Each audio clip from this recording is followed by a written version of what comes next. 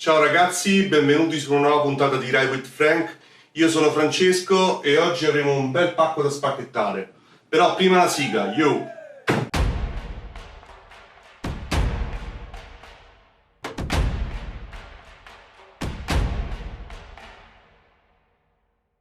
Eccoci qui, questo è un nuovo pacco che mi è arrivato da Amazon. Allora andiamo subito ad aprirlo.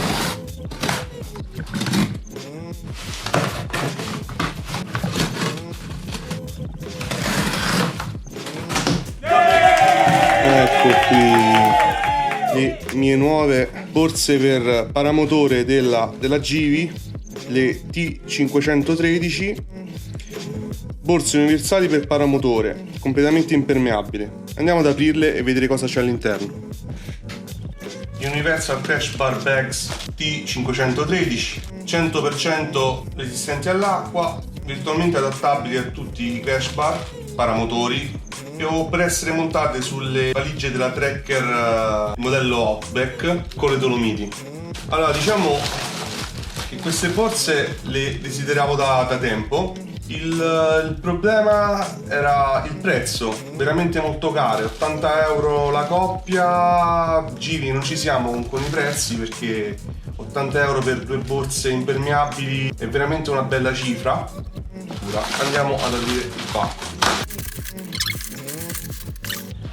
Eccole qui, hanno una serie di chiusure, tutti passa fascia a D in modo da bloccarle vicino al paramotore, chiusura roll up completamente impermeabile con lo strap,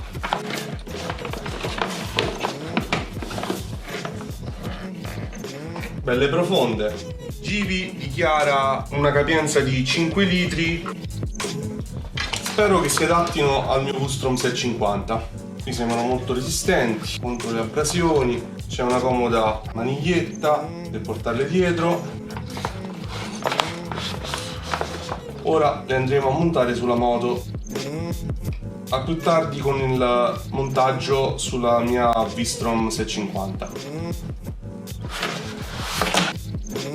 Eccoci qua ragazzi, siamo nel mio garage. Allora, non vi nego che per fare un montaggio pulito sulla mia moto ho già provveduto a montarne una per capire il miglior modo per far passare le due fasce. In questo caso ho smontato l'aggancio e il ferma fascia in modo da poter ottenere un montaggio più pulito possibile sulla V-Strom. Ok, potete vedere,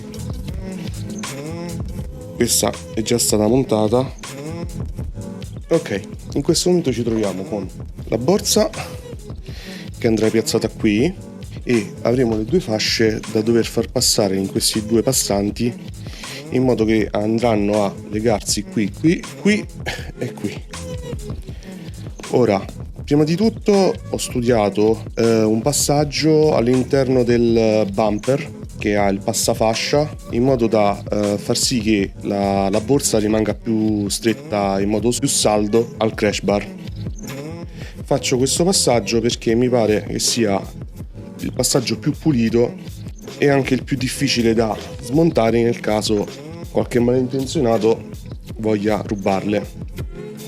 Adesso avremo questi due elementi, uno è l'aggancio e l'altro è un comodo fermafascia.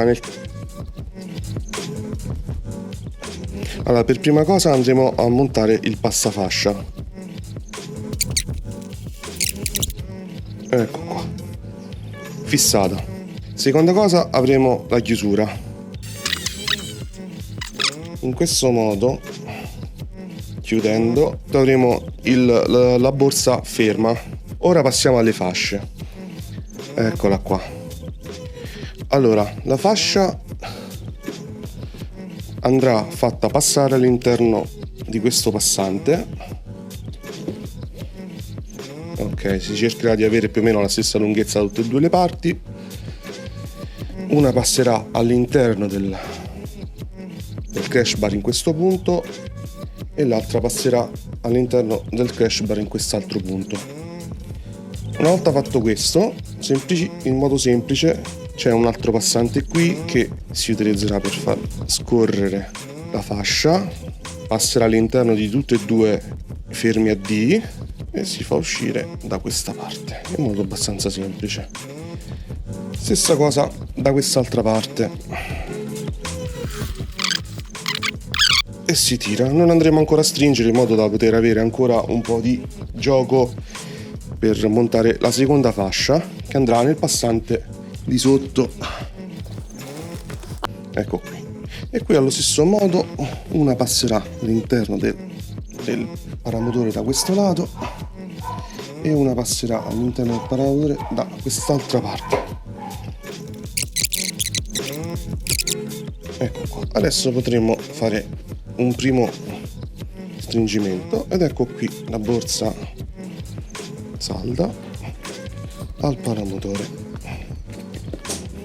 Si fa passare qui il fermaglio e poi, per non avere cavi svolazzanti, per finire si faranno passare nei passanti per non avere sempre le fasce svolazzanti.